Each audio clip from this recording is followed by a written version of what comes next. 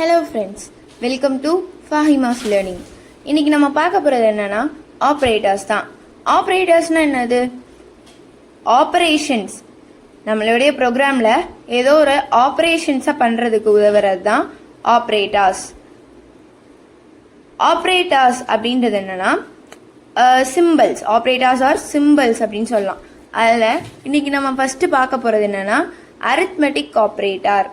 Arithmetic operators அப்படின்னாலே mathematical functions அப்படின்னு சொல்லுவாங்க. ஓகேங்களா? அரித்மெட்டிக் ஆப்ரேட்டர்ஸ்னாலே என்னது?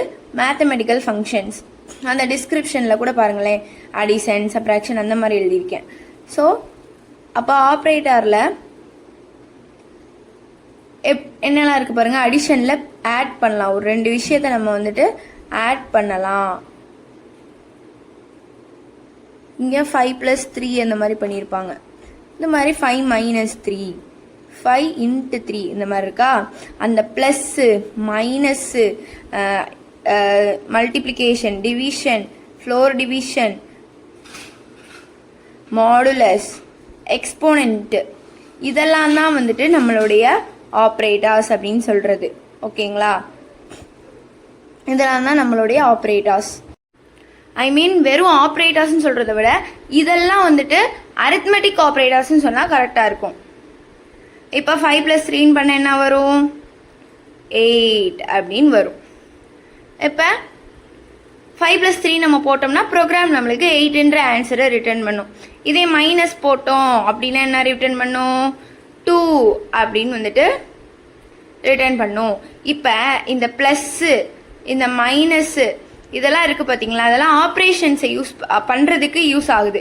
அப்போ ஆப்ரேஷன்ஸை பண்ணுறதுக்கு நம்மளுக்கு யூஸ் ஆகிற எல்லாத்தையும் என்னன்னு சொல்லுவாங்க அப்படின்னா ஆப்ரேட்டர்ஸ் அப்படின்னு வந்துட்டு சொல்லுவாங்க. ஓகேங்களா? ஸோ அப்போ இந்த நம்ம plus, minus, division, floor division, அந்த சிம்பிள்ஸ் எல்லாமே வந்துட்டு என்னது? ஆப்ரேட்டர்ஸ். அப்போது இந்த ஆப்ரேட்டர்ஸுக்கு நம்ம ஒரு நம்பர்ஸை யூஸ் பண்ணுறோம்ல, நம்பரோ இல்லை வேறு ஏதோ ஒரு டேட்டா டைப் யூஸ் பண்ணுவோம். அந்த டேட்டா டைப்ஸ்லாம் என்ன ஆகும் அப்படின்னா சொல்லுவாங்க அப்படின்னா ஆப்பரன்ஸ் அப்படின்னு வந்து சொல்லுவாங்க.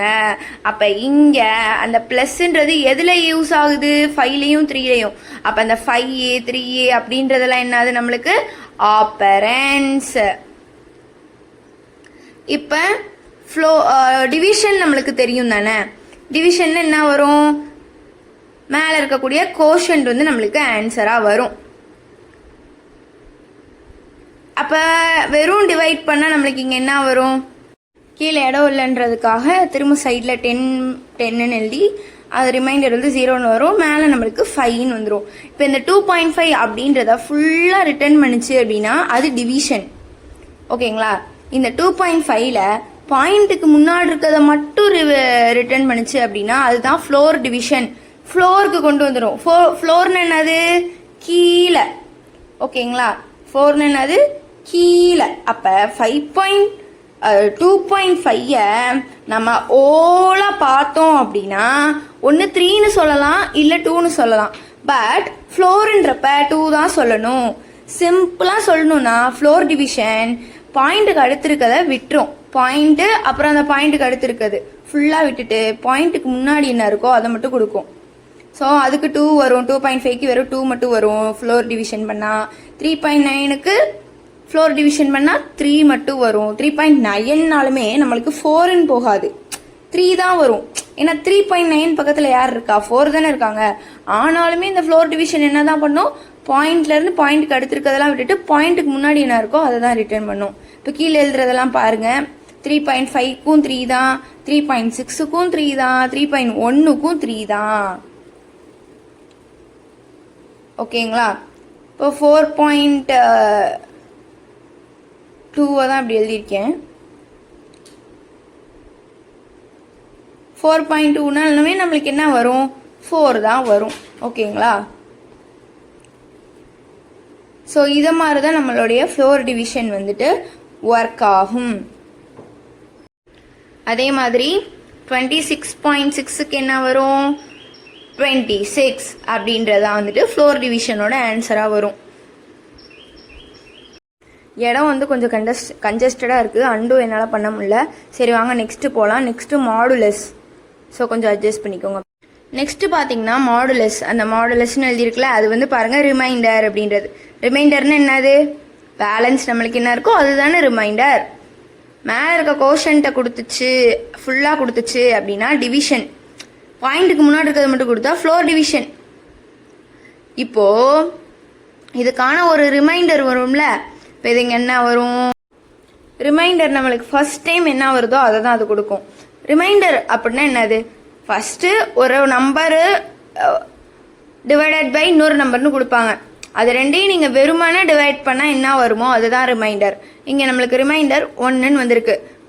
இன்னும் சிம்பிளாக வந்துட்டு நம்ம போடணும்னா வெறுமனே டிவிஷன் பண்ணுவோம்ல, 5/2ன்னு போட்டுட்டு 2 1 is 2, 2 2s are 4 அப்படின்றத வச்சு அடிப்போம். பேலன்ஸ் 1 இருக்கும்ல, இதுதான் வந்துட்டு நம்மளுக்கு ரிமைண்டர். ஓகேங்களா? ஸோ இங்கே ரிமைண்டர் வந்து நம்மளுக்கு 1ன்னு வருதுல, அதை தான் அந்த மாடுலஸ் வந்து கொடுக்கும்.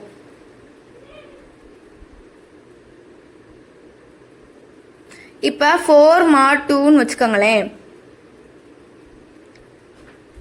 என்ன வரும்? 4 2s are 2 2s are 4ன்னு வரும். நம்மளுக்கு என்ன ஆகிடும்? 0ன்னு ஆகிடும். அப்போ அந்த 0 அப்படின்றது தான் 4 mod சிம்பிள் 2ன்னு போட்டோம் அப்படின்னா அது வந்து நம்மளுக்கு என்ன ஆப்ரேஷன் பண்ணணும்னா ரிமைண்டரை கொடுக்கக்கூடிய ஆப்ரேஷன் பண்ணும். ஸோ நம்மளுக்கு 0 அப்படின்னு வந்து ரிட்டர்ன் பண்ணணும். இந்த 4 mod 2ன்றதுக்கு நம்மளுக்கு 0ன்றது ஆன்சராக கிடைக்கும். ரிமைண்டரை ஆன்சராக கொடுக்கும் மாடுலஸ் சிம்பிள். ஓகேங்களா? அடுத்து எக்ஸ்போனன்ட்னா உங்களுக்கே தெரியும். கீழே இருக்க நம்பரை பவரில் இருக்க நம்பர் டைம்ஸ் போடுவோம். ஸ்டார் அப்படின்றது என்னன்னா பவர்ன்றதை வந்துட்டு மென்ஷன் பண்ணும். ஓகேங்களா? டபுள் ஸ்டார், ஒரு ஸ்டார் போட்டோம்னா மல்டிப்ளிகேஷன், டபுள் ஸ்டார் போட்டோம்னா பவருக்கு கொண்டு போகிறதுக்கு போடுவோம் நான் வச்சுக்கோங்க. அப்போ 5/2 என்னது?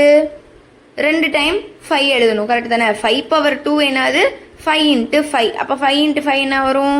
25 அப்படின்றது வரும். அப்போ நம்மளுக்கு ஆன்சர் 25. இப்போ 4 ஸ்டார் அப்படின்னு போட்டு என்ன போட்டுக்கிறேன்? 3 போட்டுக்கிறேன்.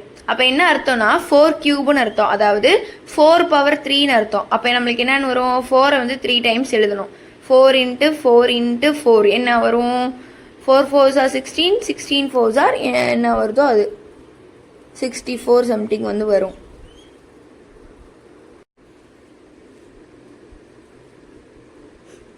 ஸோ இந்த மாதிரி கொடுக்கறது தான் வந்துட்டு நம்மளோட எக்ஸ்போனண்ட்டோட வேலை. அதாவது எக்ஸ்போனண்ட்னா ஒன்றும் கிடையாது, பவர். சிம்பிள் வந்து என்னது? Double star. இப்போ நம்ம டைரெக்டாக ப்ரோக்ராம்குள்ளே வந்துடலாம். எப்பயுமே நான் சொல்லிட்டேன் நியூ ஃபைல் ஓப்பன் பண்ணிக்கோங்க. அதே மாதிரி சேவஸ் கொடுத்து ஏதோ ஒரு அதான் பைத்தான் ஒரு ஃபோல்டர் வச்சுக்கோங்க. அந்த பைத்தான்ன்ற ஃபோல்டரில் ஸ்டோர் பண்ணிக்கோங்க அப்படின்னு நான் வந்து ஆல்ரெடி சொல்லியிருக்கேன். ஸோ அதன்படி வந்து நீங்கள் செஞ்சுக்கோங்க. ஸ்க்ரீனில் விசிபிளாக இருக்காதுன்னு நினைக்கிறேன். நான் இதுக்கு பேர் வந்து அரித்மெட்டிக் ஆப்ரேட்டர்னு வந்து கொடுத்துக்கிறேன். இப்போ மேலே பாருங்கள் அரித்மெட்டிக் ஆப்ரேஷன் வந்துருச்சா. இப்போ நெக்ஸ்ட் வந்து என்ன பண்ணுறோம் அப்படின்னா அரித்மெட்டிக் ஆப்ரேஷன்ஸ் வந்து நம்ம பெர்ஃபார்ம் பண்ண வேண்டியதுதான். பெஸ்ட்டு ப்ராக்டிஸ் ஃபைலில் பண்ணுறது. பட் ஃபைலில் 1 by 1 நம்மளால் எக்ஸிக்யூட் பண்ணி பார்க்க முடியாது. ஸோ இந்த ஆப்ரேட்டர்ஸில் என்னென்ன பண்ணும் அப்படின்னு வந்து ஜஸ்ட்டு செஞ்சு பார்க்குறதுக்கு நீங்கள் வெளியே இருக்கக்கூடிய இன்டர்பிரட்டர், அதாவது ஐடியலி ஓப்பன் பண்ணனையும் ஒரு அந்த ஸ்க்ரீன் வருதுல்ல, அதுலேயே நீங்கள் பண்ணுறது ஒரு ஆப்ரேட்டர்ஸ் என்னென்ன பண்ணுன்றதை தெரிஞ்சுக்கிறதுக்கு பெஸ்ட்டு. பட் ப்ராக்டிஸ்க்கு நம்ம ஃபைல் தான் பெஸ்ட்டு. ஏன்னா நம்ம கோடுன்றப்ப நிறைய லைன்ஸ் ஆஃப் கோட் எழுதி அதை தான் எக்ஸிக்யூட் பண்ணுவோம். பட் ஜஸ்ட்டு ஆப்ரேட்டர்ஸ், ஒவ்வொரு ஆப்ரேட்டர்ஸும் என்னென்ன பண்ணும் அப்படின்னு தெரிஞ்சுக்கிறதுக்கு நீங்கள் ஃபைல் ஓப்பன் பண்ணி இந்த மாதிரி பண்ணணும்னு அவசியம் இல்லை. நீங்கள் முன்னாடி அந்த இன்டர்பிரட்டர்லேயே வந்து பண்ணிக்கலாம். இப்போ get user inputs A and B and do arithmetic operations. ஏன்னு வந்து யூசர்கிட்ட இன்புட் வாங்குறேன். இதுக்கு முன்னாடியான கேஸ்டிங் அண்ட் யூசர் இன்புட்டில் வந்துட்டு நம்மளுக்கு இது நல்லாவே வந்துட்டு சொல்லி தரப்பட்டிருக்கும். இப்போ யூசர் தர இன்புட் எப்பயுமே எப்படி இருக்கும்? ஸ்ட்ரிங்காக தான் இங்கே வந்து ஸ்டோர் ஆகும். ஸோ அந்த ஸ்ட்ரிங்கை இன்ட்டாக மாற்றுறதுக்கு இன்ட் ஆஃப் இன்புட்னு கொடுத்துருக்கேன். தென் ஒவ்வொரு அரித்மெட்டிக் ஆப்ரேஷன்ஸாக பண்ண போகிறேன். அதுக்கு வந்து என்ன எழுதிக்கிறோம் அப்படின்னா பிரிண்ட் அப்படியே டைரெக்டாக நம்ம பிரிண்ட் பண்ணிடலாம்ல. பிரிண்ட் இப்போ பிரிண்ட்டுக்குள்ளே வந்துட்டு நம்ம என்னெல்லாம் எழுதுகிறோம் அப்படின்னாலும் அது வந்து ஃபஸ்ட்டு அப்படியே பிரிண்ட் ஆகும். கரெக்டு தானே? ஃபஸ்ட்டு பிரிண்ட்டுக்குள்ளே நான் என்ன எழுதுறேனோ அது அப்படியே எனக்கு பிரிண்ட் ஆகும். எனக்கு கூடவே சேர்த்து அந்த ஏபி இந்த ரெண்டு வேல்யூவும் ப்ளஸ் ஆகி வரணும்ல. ஏவும் பியும் என்னது? வேரியபிள். வேரியபிளை வந்து அப்போ டபுள் கோட்ஸ்குள்ளே நம்ம போடக்கூடாது. ஓகேங்களா? அப்போ நான் என்ன பண்ணுறேன்னு பாருங்கள். அடிஷன் ஏ அண்டு பின்னு போட்டிருக்கேன். Addition A and B. ஏவையும் பியும் நான் அடிஷன் பண்ண போகிறேன். அது வந்து நான் அங்கே எழுதி காட்டணும். பிரிண்ட்டுக்குள்ளே நம்ம எதை வந்து டபுள் கோட்ஸில் போட்டாலும் அது அப்படியே போய் பிரிண்ட் ஆகும். இப்போ அடிஷன் ஏ அண்டு பி அப்படின்னு எழுதுறத விட ஏ அப்படின்றதுல யூசர் என்ன வேல்யூ கொடுக்குறாங்களோ அதை ஸ்டோர் பண்ணால் இன்னும் பெட்டராக இருக்கும்ல. அந்த வேல்யூவை அப்போ ஏல என்ன ஸ்டோர் ஆகிருக்கோ அதை அப்படியே பிரிண்ட் பண்ணணும் அப்படின்னா அதுக்கு நீங்கள் ஏவை டபுள் கோட்ஸில் போடக்கூடாது. அப்போ நான் டபுள் கோட்ஸை அடிஷனுக்கு மட்டும் போட்டுறேன். போட்டுட்டு அடுத்து எனக்கு ஏன்றது நார்மலாக, அதாவது ஏல ஸ்டோர் ஆகிருக்க வேல்யூ வரணும் அப்படின்னா கமா போட்டுட்டு ஏ போடணும். திரும்ப அண்டுன்றது வரணும்ல, அதுக்கு திரும்ப கமா போட்டு டபுள் கோட்ஸில் எழுதிட்டு இப்போ பீன்ற வேல்யூ எனக்கு எப்படி வரணும்? பி அப்படின்றதுல யூசர் என்ன கொடுக்குறாங்களோ அது ஸ்டோர் ஆகும்ல, அந்த ஸ்டோரான வேல்யூ வரணும். ஸோ ஸ்டோரான வேரியபிளில் ஸ்டோரான வேல்யூ வரணும் அப்படின்னா அந்த வேரியபிளை தான் நம்ம போடணும். அப்போ அந்த வேரியபிளை நம்ம எப்படி போடணும்? டபுள் கோட்ஸ் இல்லாமல் போடணும். டபுள் கோட்ஸில் இருக்கிறதையும் டபுள் கோட்ஸில் இல்லாமல் இருக்கிறதையும் பிரிக்கிறதுக்கு நம்ம கமா யூஸ் பண்ணுவோம்.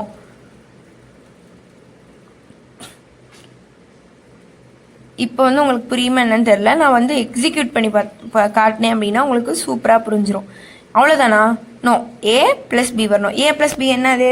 வேரியபிள்ஸை யூஸ் பண்ணி நம்ம பண்ணுறது, அதனால் அதை டபுள் கோட்ஸ் இல்லாமல் பண்ணுறோம். இப்போ நான் ரன் பண்ணி காட்டுறேன். இப்போ இங்கே என்ன எரரு? இன்வேலிட் சின்டாக்ஸ் அப்படின்னு எரர் வருது.